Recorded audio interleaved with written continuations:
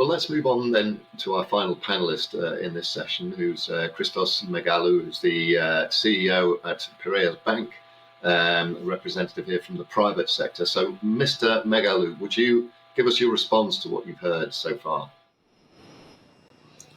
Good morning, everybody. Good morning, Alistair, and our viewers. Thank you very much for the invitation. It's very interesting to see that for the very first time, the EU created a common counter-cyclical fiscal mechanism that will prevent a symmetric universal shock as the COVID-19 pandemic, who has hit the world over, to be translated into an asymmetric recession, which can push the European economies further apart. And that's very important. And if we take Greece as an example, Greece, with the 32 billion that will be coming from the EU funding over the next 5 to 7 years, will allow Greece to achieve growth rates north of 3% in the medium term, and over the next 7 years, 1.5% to 2% more than what was going to be achieved in normality. So essentially what we have for an economy like Greece that had a significant investment gap is to fill the investment gap so that Greece can return to sustainable growth. The magnitude of the effort is significant.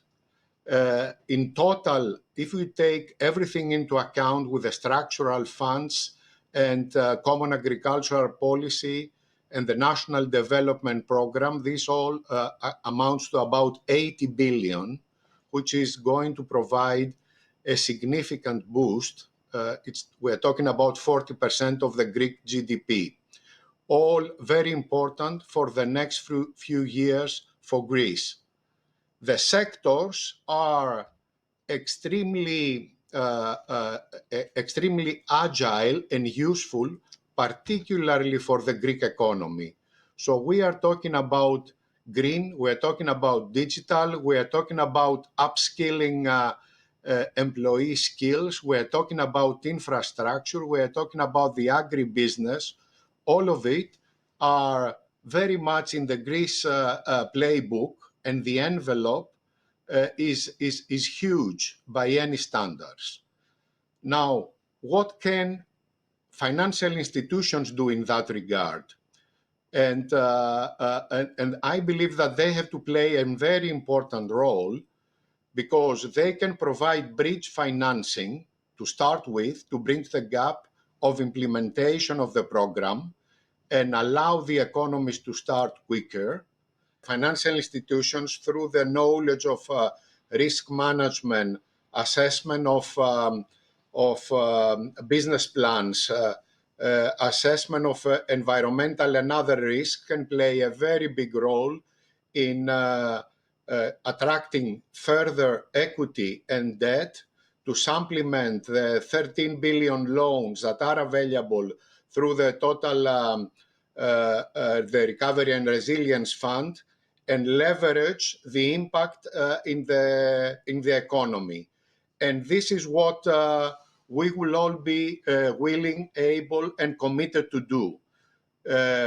Financial institutions have the financing tools, the advisory capability, and the knowledge to evaluate projects, attract further capital, and assist the entities in adapting a sustainable growth model, increasing competitiveness, reducing operating costs, and entering into new innovative sectors.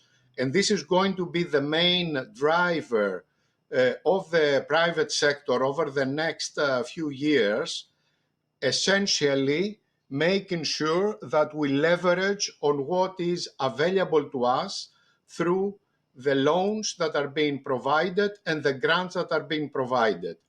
I was saying, particularly for the Greek economy, the sectors that the Resilience Fund is going to be focusing on play a lot in the Greek playbook, and we are very happy about that.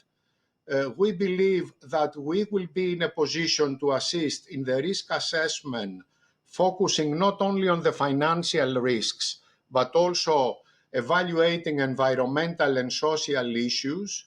And we are in a position to provide financing over the years to come with the aim of assisting the growth of the economy.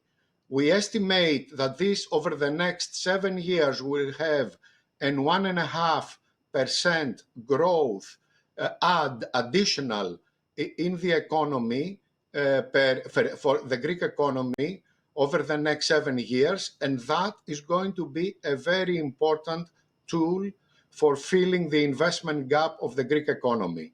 So, summarizing, financial institutions can play a very big role in disseminating the funds that are going to be available.